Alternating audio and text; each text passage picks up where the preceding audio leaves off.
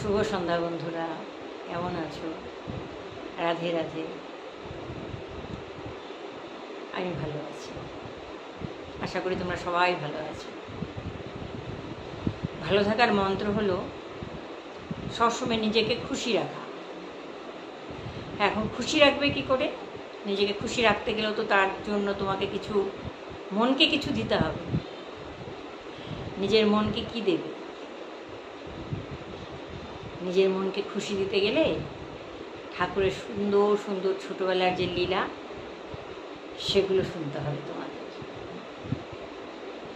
ঠাকুরের ছেলেবেলার লীলা শুনলে যে ডিপ্রেশনের রোগী না, সেও সুস্থ হয়ে যায় কোনো মেডিসিন ছাড়া। এটা আমি দাবা করে বলতে পারি, আমি আমার নিজের চোখে দেখা। যখন মানুষকে ডিপ্রেশন গ্রাস করে, এখন দুনিয়া এরকম হয়ে গেছে না কি, মানুষের চাহিদার শেষ নেই। সবাই দেখো না, দেখতেই পাচ্ছে, সবাই সরকারি চাকরির পিছনে ছুটছে, সবাই শুধু এটা চাই, ওটা চাই, ওটা চাই, সেটা চাই, সব কিছুর পিছনে ছুটছে। যখনই কোনো কিছু না পাচ্ছে তখন ডিপ্রেশন আসছে। আচ্ছা, এগুলোর পিছনে না ছুটে যখন যেরকম যার সাধ্য অনুযায়ী সে কর্ম করো। যেমন সে সরকারি চাকরি পাচ্ছ না, সে একটা ব্যবসা করো, ছোটোখাটোই হোক না, ব্যবসা করো। এরকম করলে হয়তো অনেকটা নিজেকে ভালো রাখা যায়। কোনো আধ্যাত্মিক গুরুর সাথে যুক্ত হও, সৎসঙ্গ শোনো। আধ্যাত্মিকতা মানুষকে না সুস্থ রাখতে সাহায্য করে। মনের খুশির খোরাক হচ্ছে আধ্যাত্মিকতা। এই খুশি তোমার থেকে কেউ ছিনিয়ে নিতে পারবে না। আর এই খুশি তোমাকে কোনো অর্থ, সম্পদ, বৈভব তোমাকে এই খুশি দিতে পারবে না। তোমার অনেক অর্থ আছে, অনেক গাড়ি বাড়ি, অনেক ব্যাংক ব্যালেন্স আছে, অনেক কিছু আছে, অনেক বড় ব্যবসা আছে, কিন্তু তোমার মন সুখী না। কিন্তু দেখো, যার বাড়ি নেই, গাড়ি নেই, কিছু নেই, দিন আনে দিন খায়, সে নিশ্চিন্তে ঘুমোচ্ছে রাতে। সারাদিন পরিশ্রম করে 2 টাকা আনছে, পরিশ্রম করে খাচ্ছে, দাচ্ছে, ঘুমোচ্ছে নিশ্চিন্তে। তো সে সুখী না যে করোড়পতি, কোটিপতি, অনেক অনেক টাকা পয়সা, সে সুখী? বলো। যে রাতে ঘুমোতে পারে না সে সুখী? না যে 2টো রুটি খেয়ে, শুকনো রুটি খেয়ে রাতে নিশ্চিন্তে ঘুমোচ্ছে, সে সুখী? ভাববে কথাগুলো। অনেক ধন সম্পদ, অর্থ মানুষকে কখনো সুখ দিতে পারে না। হ্যাঁ, কিছুটা হয়তো প্রয়োজন আছে অর্থের আমাদের সমাজে চলতে গেলে, কিন্তু শুধু চাই চাই চাই, এই চাই, ওই চাই, সেই চাই, এই করে করে মানুষ ডিপ্রেশনে চলে যাচ্ছে। আর এই ডিপ্রেশন থেকে যদি তোমরা বেরোতে চাও, এই ডিপ্রেশনের ওষুধ হচ্ছে আধ্যাত্মিকতা। কোনো ভালো আধ্যাত্মিক গুরুর সাথে যুক্ত হও, কোনো সৎসঙ্গ, নিয়মিত সৎসঙ্গ শোনো, নিয়মিত শুনবে, ঠাকুরের ছোটোবেলার লীলাগুলো শুনবে, দেখবে পুরো ডিপ্রেশন থেকে বেরিয়ে আসবে। আজকে তোমাদেরকে একটা সুন্দর ছোট্ট গল্প বলব। গল্পটা ছোট না, গল্পটা অনেক বড়, ঠাকুরের লীলা, কিন্তু আমি অল্প বলবো আজকে, বাকিটা কালকে বলবো। ঠাকুর ছোটোবেলায় সব বন্ধুদের সাথে খেলছে, খেলতে খেলতে, যেমন তন সুখা, মন সুখা, ধন সুখা, মধুমঙ্গল, সবার সাথে ঠাকুর খেলছে। বলদাও, ঠাকুরের যে দাদা বলরাম, সবাই খেলতে খেলতে হঠাৎ করে একটা বন্ধু পড়ে গেছে। পড়ে গিয়ে তার তো সেই কান্না, কিছুতেই কান্না থামে না, আর উঠতেও পারছে না। তখন ঠাকুর, ছোট, 3.5 বছর বয়স, ঠাকুর বলছে, এত কান্না করার কি আছে? প্রতিদিন তোরা মাখন খাচ্ছিস, দই খাচ্ছিস, ঘি খাচ্ছিস, গরুর দুধ খাচ্ছিস, তারপরে উপরে গিয়ে এত কান্না করার কি আছে? ওঠ। তখন বন্ধুরা কাঁদতে কাঁদতে বলছে, চোখ মুছতে মুছতে, আরে লালা, তুই তো রাজার ছেলে, তুই জানিস না আমরা তো ওগুলো পাই না। বলে, পাস না মানে? তুই রাজার ছেলে তো, তোর বাবার 9 লাখ গরু, তাই তুই অনেক দুধ মাখন খেতে পারিস। আমাদের অনেক গরু আছে, আমাদেরও অনেক গরু আছে, কিন্তু আমাদের এই ভাগ্যে নেই আমাদের মাখন ঘি। কেন তোদের ভাগ্যে নেই? মানে তুই কি জানিস না যে মথুরার রাজা কংস সব নিয়ে যায়? আমাদের কর হিসাবে আমাদের যত মাখন, দুধ, ঘি, দই যত হয়, সব কংস নিয়ে যায়। বল কী বলিস? বলে হ্যাঁ, আমরা তো কেউ খেতে পাই না এগুলো, হয়তো সপ্তাহে 1 দিন 15 দিনে 1 দিন আমাদের হয়, একটু খেতে পারি। তো কৃষ্ণকে ভীষণ ভাবাচ্ছে এটা, বলছে না না না না না, দুধ দই এগুলো হচ্ছে অমৃত, ঘি মাখন, এগুলো তো রাক্ষসের কাছে পৌঁছানো যাবে না। এদিকে কংস করে কি, সব মথুরাবাসী থেকে ট্যাক্স হিসাবে মাখন, দুধ, যখন ওদের যত দুগ্ধ জাতীয় যত প্রোডাক্ট আছে সব নিয়ে সারা ভারতবর্ষের যত বড় বড় শহরে সাপ্লাই করে তারা অর্থ রোজগার করে, তার যে সহকারী আরও যারা আছে তারা অর্থ রোজগার করে। আর যারা পালন করছে কষ্ট করে, তাদের ছেলে মেয়েরাও খেতে পারছে না, তারাও নিজেরা খুব কষ্টে আছে। তো ব্রজবাসীরা খুব সোজা সরল, সহজ সরল, তাই তারা প্রতিবাদের ভাষাও জানে না। তো ঠাকুর বলছে না, এটা তো বন্ধ করতে হবে। সবাই বলছে তুই এত ছোট, 3.5 বছর বয়স, তুই কি এটা বন্ধ করবি? তোর কথা কেউ শুনবে? বলে না, বড় হয়ে তো বন্ধ করবই, কিন্তু এখন একটা কাজ করতে পারি। এখন আমরা কি করব, সবাই মিলে চুরি করব। যদি কংসের কানে যায় যে দুধ ঘি মাখন চুরি হয়ে যাচ্ছে, চোরকে তো ধরতে পারবে না, কারণ চোর তো আমরা, আমাদের তো ধরার সব ক্ষমতা নেই। তো যখন চোরকে ধরতে পারবে না, তখন ট্যাক্স দেওয়া থেকেও তো তোমরা বেঁচে যাবে। তো সবাই প্রথমে তো বলেছে না না না না, বন্ধুরা কেউ রাজি হচ্ছে না, না না তুই যা করতে বলবি করবো, কিন্তু চুরি করতে পারবো না। তো বলছে কেন চুরি করতে পারবি না কেন? না না না না, মা বলেছে চুরি করলে আমাদের বিয়ে হবে না। তো ঠাকুর 3.5 বছরে ঠাকুর বলছে, এ তোদের যা পটকা চেহারা, দুধ দই ঘি মাখন যদি না খাস, তো তোদেরকে তো এমনিতেও কেউ বিয়ে করবে না। তাই আমি যা বলি আমার কথা শুনি। ঠাকুর একটা সমিতি তৈরি করল, মণ্ডলী তৈরি করলো, মণ্ডলী, চৌর প্রচার প্রসার মণ্ডলী, সব বন্ধুদেরকে নিয়ে। মণ্ডলীর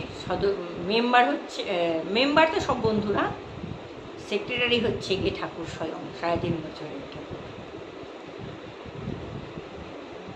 তো এবার প্রতিদিন রোজে যত নতুন সন্তান জন্মায়, ছেলে জন্মায়, ঠাকুর গিয়ে ওখানে যখন দেখে যে সব আত্মীয় স্বজন আশীর্বাদ করার জন্য এসছে, সব লোকজন যখন চলে যায়, তারপর ঠাকুর তার লিস্ট নিয়ে, গোরচনা নিয়ে সব বন্ধু মণ্ডলীকে নিয়ে যায়, গিয়ে ওই মণ্ডলীতে নাম লিখিয়ে আসে যে আজকে নতুন এর জন্ম হলো, 3 বছর অপেক্ষা, তারপরে আমাদের এই মণ্ডলীর সদস্য হবে। নাম লিখে নিয়ে আসলো, সদস্য হলো মানে আমাদের এখানে যোগ দেবে। তো সব মিলে এবার তো প্রথম শুরু, ঠাকুরের চুরি শুরু হলো নিজেদেরই ঘরে। নিজের ঘরে প্রথম দিন চুরি করতে গিয়ে তো ধরা পড়ে গেল যশোদা মার হাতে। ধরা পড়ে গেলে কী করে, ঠাকুর ঘুম থেকে উঠে ঠাকুরের মা যশোদা মা পায়ের মধ্যে তোরা পায়েল পরিয়ে দিয়েছিল, যে ঠাকুর যাতে যে খুব দুষ্টু ছিল, তো যেখানেই যাবে পায়ে ঝুমঝুম আওয়াজ হবে, যশোদা মা বুঝতে পেরে যাবে। তো ঠাকুর কী করেছে, ঘুম থেকে উঠে আস্তে আস্তে করে পা ফেলে ফেলে যে ঘরে গরুর সব, যে ঘরে আর কি দুধ দই মাখন ঘি এগুলো রাখে, চুপ চুপ করে ওই ঘরে গেছে যাতে মাটির না পায়। তো ওই ঘরে গেছে, গিয়ে প্রথমে যেই না মাখনের হাঁড়িতে হাত দিয়েছে, তো ঠিক ওই পিলারের উল্টো দিকে একটা পিলারে মণি লাগানো, নানা রকম মণিমুক্ত খচিত, রাজার বাড়ি যেহেতু, একটা সুন্দর মণি লাগানো, মণির মধ্যে ঠাকুর একটা ছবি দেখতে পাচ্ছে, মানে প্রতিচ্ছবি, অ্যাকচুয়ালি ঠাকুরেরই প্রতিচ্ছবি। তো ছোটো বাচ্চা যেহেতু, ওরা তো আয়না দেখায় না, ছোটো বাচ্চাদের আয়না দেখাতে নেই বলে, তো ঠাকুর কখনো নিজেকে দেখেনি। ঠাকুর নিজে কেমন দেখতে, ওই 3.5 বছর বয়স পর্যন্ত ঠাকুর নিজেকে এখনো দেখেনি। তো প্রতিচ্ছবি দেখে বলছে, আরে তুইও এসছিস সেখানে চুরি করতে, শিগগিরই পালা, আমার যশোদা মা জানতে পারলে কিন্তু খুব মারবে। ওই উখল দিয়ে বেঁধে রাখবে, উখলের সাথে শিগগিরই পালা এখান থেকে।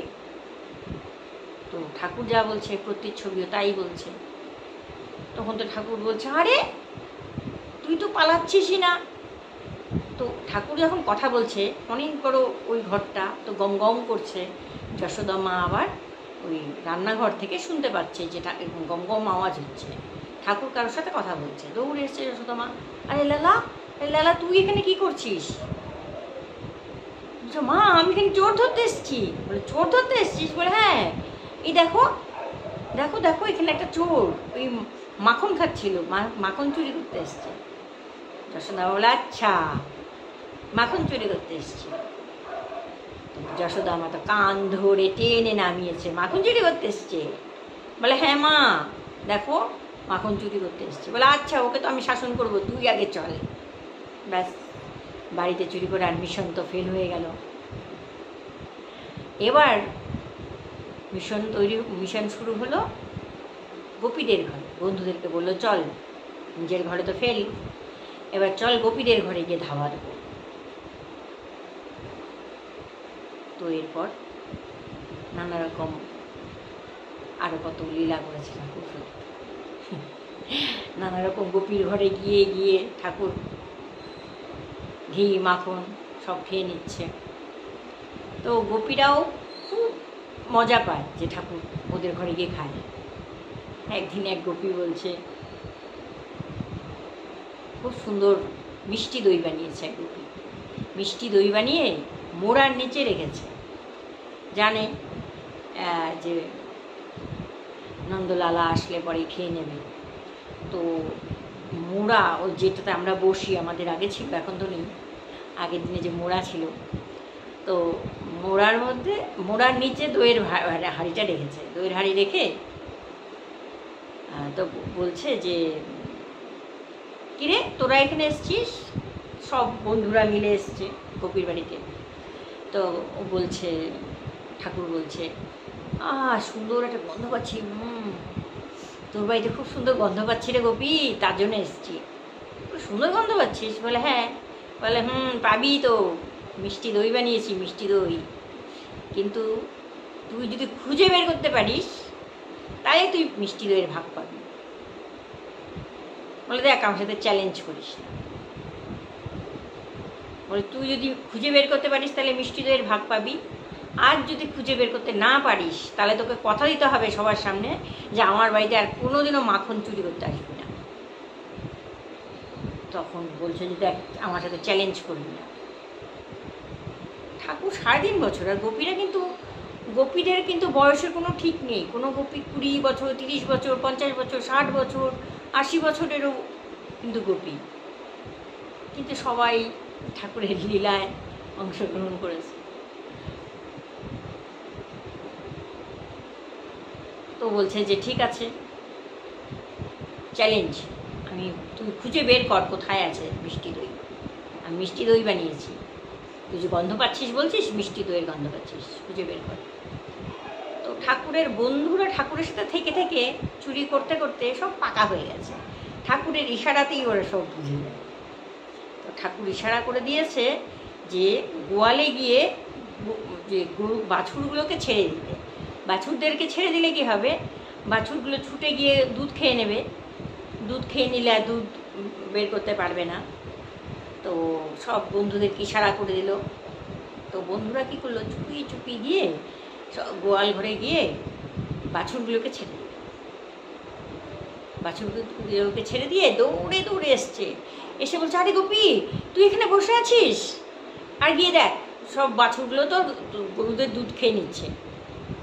গোপী তো টুপি মেরে দেখছে, দেখে বলছে এ বাবা কী করে ছুটে গেল, গোপী তো দৌড়।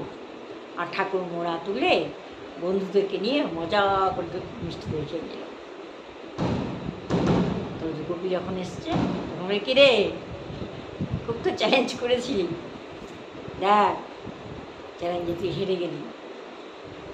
তো এরকম মধুর মধুর লীলা। তো তোমাদেরকে আরেকটা লীলা শোনাবো আরেকদিন। ঠিক আছে, ভালো থেকো বন্ধুরা, এভাবে খুশি থাকবে, প্রতিদিন সুন্দর সুন্দর লীলা শুনবে। এখন তো ইউটিউবে অনেক কিছু পাওয়া যায়, শোনা যায়, শুনবে, সৎসঙ্গ শুনবে, সুস্থ থাকবে, ভালো থাকবে, পরিবারকে নিয়ে, সন্তানদেরকে নিয়ে, সবাইকে নিয়ে সুস্থ থাকবে, ভালো থাকবে।